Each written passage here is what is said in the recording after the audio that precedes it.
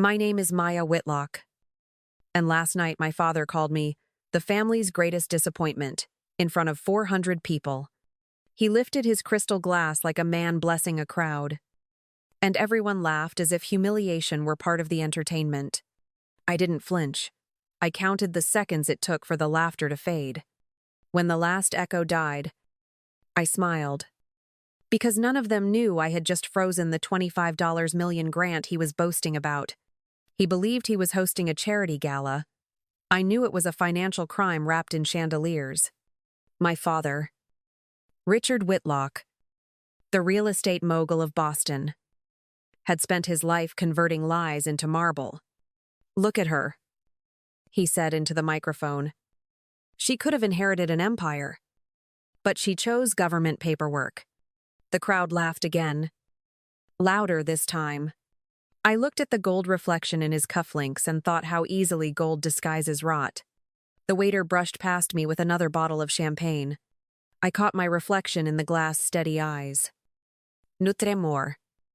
No apology. People like my father mistake silence for weakness. But silence is just a waiting room for precision. He thought I'd stay seated, burn with shame, and disappear before dessert. He didn't realize that every word he spoke into that microphone was being recorded through my watch. That every donor in that room was about to become a witness. When the orchestra paused, I stood up. The sound of my chair against the floor was sharper than any insult he had ever thrown. He watched me approach the stage with the same smirk he wore when he cut me out of his will. "Maya," he said softly, "don't embarrass yourself." I met his gaze and replied, "I'm not the one about to be embarrassed." Churning. My father's laughter filled the ballroom again. Louder this time, as if humiliation were part of the show. "She cleans up the mess our city can't handle," he said, voice echoing through the chandeliers. Imagine wasting an Ivy League education on government paperwork. Guests clinked glasses. Someone called it charming honesty. I stayed where I was, tracing the rim of my water glass, and said quietly enough for only the nearest table to hear, "Honesty isn't what he's known for." Ah. Richard turned toward me, his smile tightening like a noose.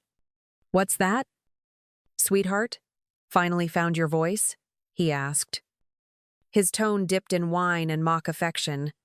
I answered, "Just curious how much of tonight's charity budget is going to the actual homeless, and how much to your marble lobby." The laughter stopped in pieces, like a chandelier dimming one bulb at a time. I watched his confidence flicker. The small pause before he decided to pretend it was still his stage.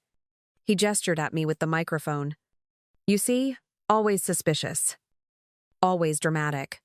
She thinks numbers tell the whole story." I said, "Numbers don't lie. People do." He chuckled, but his eyes didn't match the sound. "Sit down." "Maya, this isn't your department," I replied. "That's where you're wrong. It's exactly my department." A few heads turned. Donors started checking the printed program. Realizing my name appeared next to the city's Office of Procurement Oversight, the violinist stopped mid-note, and the pause was heavier than applause. My father spoke again, this time quieter, the edge returning. "You're making a scene." He hissed. "No, I'm making a record," I said, lifting my wrist so the small green light on my watch blinked back at him. "Every word, every dollar you've mentioned tonight, it's all being captured." He stared at the light, then at me, like he was calculating how long the damage would take to reach him. The crowd watched without breathing as I stepped closer. "You can call me a disappointment," I said evenly, "but I'm the one who approves every project your foundation touches," he whispered. "You wouldn't dare." I met his eyes and said, "I already did." The sound that followed wasn't applause or laughter. It was silence, rearranging itself into fear. I took the microphone from his hand before he realized he'd lost control. "My father's right about one thing," I said evenly. I work with the city's most vulnerable. But he left out my title. He tried to interrupt. But I didn't pause. I'm the senior procurement officer for the State Infrastructure Fund. And I hold the veto over the $25 million grant his foundation has been chasing since January. The words landed like a dropped gavel. The room stopped breathing. Richard laughed too loudly, trying to disguise panic as charm. My daughter's joking. Folks, she's always had a flair for the dramatic. I turned toward the crowd and said, "You're welcome to think that. But since we're all here celebrating transparency, let's talk about where your donations are really going." He hissed. "Maya, that's enough," I replied. "No. This is the first time it's ever been enough." His face stiffened.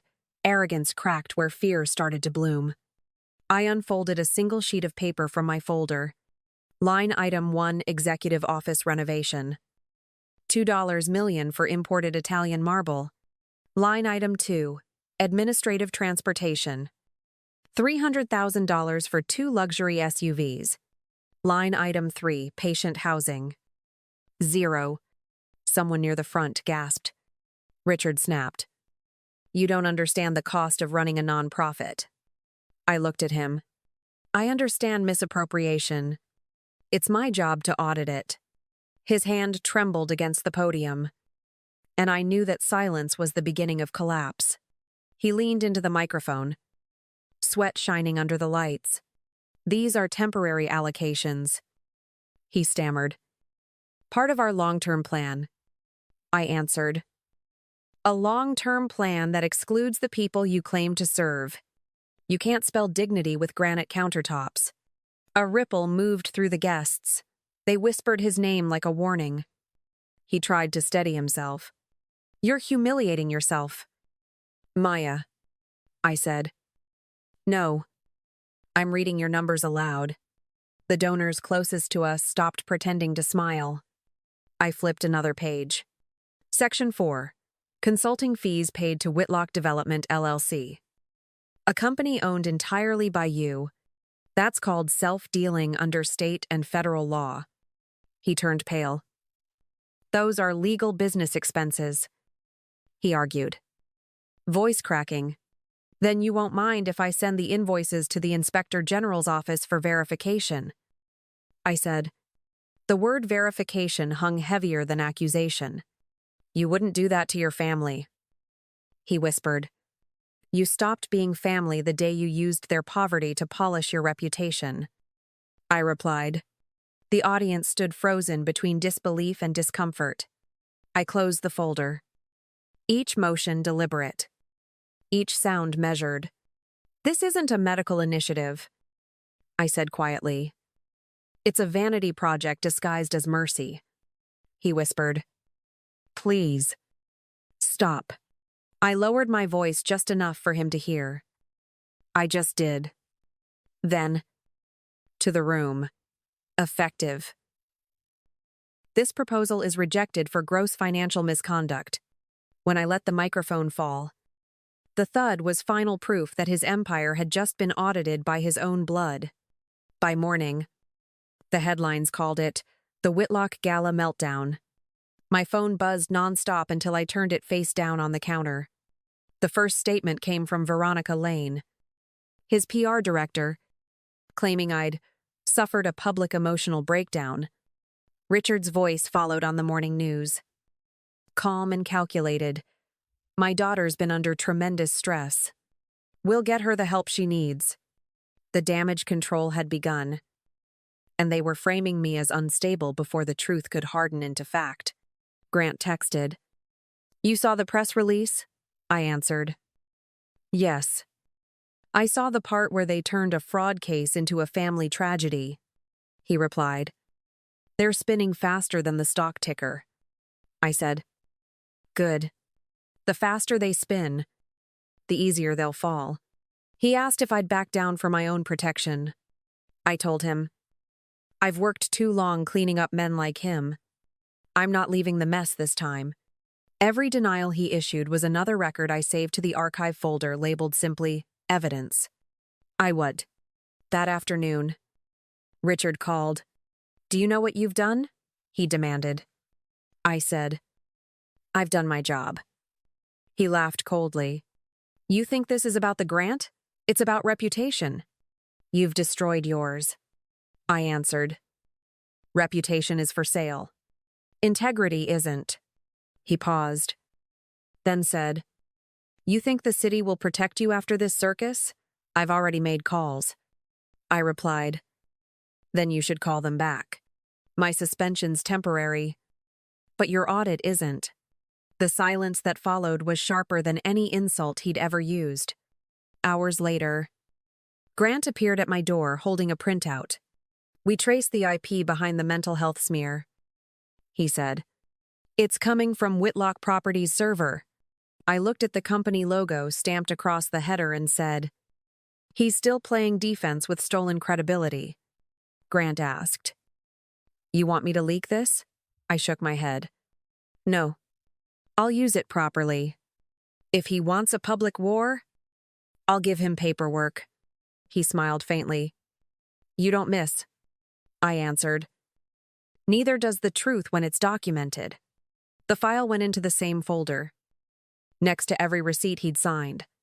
That night, the news anchors debated whether I'd ruined a good man or exposed a corrupt one. I listened to them argue over definitions like guilt and dignity, as if they were interchangeable. What they didn't realize was that I'd already chosen the only version that mattered, the one that could be proven. Richard waited for me outside my old office, his shadow stretching across the hallway like something rehearsed. "You think you've won?" he said before I even reached him. "All you've done is burn your own name."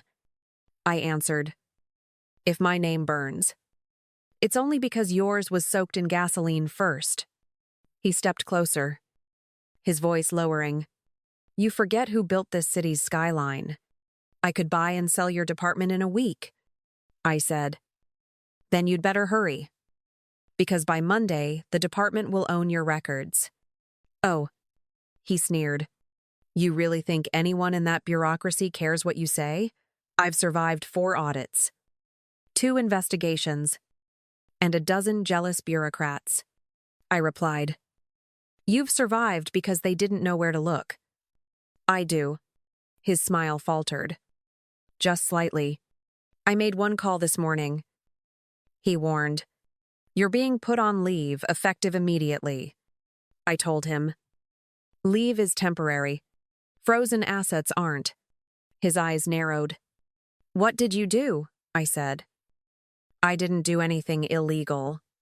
I simply flagged your foundation for review by the Treasury's compliance unit." He laughed. "But it was brittle. You have no authority for that." I said, "I have the data and the authority to submit it, which means someone higher now has the obligation to act." He hissed. "You arrogant little clerk." I answered, "Titles don't matter when the numbers are already talking." He shoved his hands into his pockets, trying to sound casual. "You think this ends with a form? I have cash you'll never trace." I said, "Then that's your problem, not mine. Hidden money doesn't stay hidden once you brag about it on a recorded line." His head snapped up. "You didn't," I interrupted. "I did. And the call's already logged." "Ah." For a long moment, he said nothing, only studied my face as if trying to find the daughter he used to intimidate. "You'd destroy your own father to make a point?" he asked finally. "No," I said quietly. "I'd expose a criminal who happens to be my father." He laughed once, dry and cracked. "You think this makes you righteous?" I said. "It makes me consistent.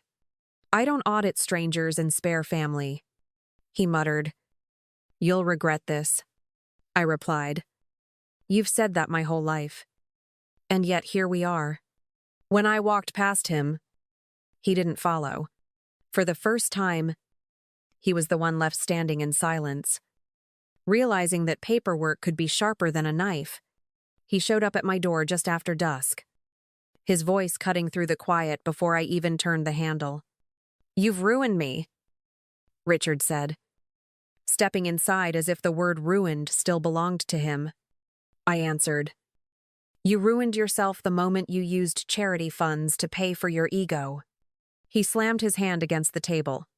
"You think this ends with paperwork? You think I'll let you destroy everything I built?" I said, "I didn't destroy it. I just stopped pretending it was real." The space between us tightened like a pulled wire. He glared at me, shaking. "You don't understand power. Maya, you never did. I can rebuild. I can move money faster than you can file a report." I told him, "You can't rebuild something that's already under federal freeze. Treasury confirmed it an hour ago." His breath caught. "You're lying," I said. "You'd know if you still had access to your accounts. But you don't. Do you?" He stared at me as if disbelief could undo verification. "You went too far," he said, voice cracking. "You're finished in this town," I replied. "Then it's fitting we both lose what we never deserved." 2. He stepped closer, his tone dropping to something raw. "You still think this is justice?" I said. "No. Justice would have been you admitting it first." He laughed bitterly. "I still have leverage. You care about your grandmother, don't you?" I said. "She's safe. A year paid up front. You can't touch her." His eyes widened, the final card slipping through his fingers. "How?" he whispered. "By working. By saving. By not stealing." I said, "Things you wouldn't understand." He shook his head. "You're cold," I replied. "No. I'm consistent. There's a difference." I note. He fumbled for his phone. Desperation overtaking pride. "Delete your reports, or I'll call every contact I have left." I said, "Call them.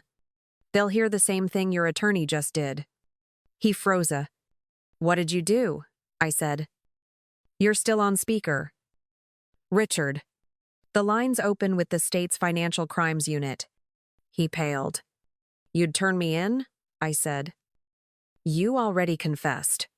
The silence that followed wasn't victory, it was consequence. When the knock came at the door, he didn't look back.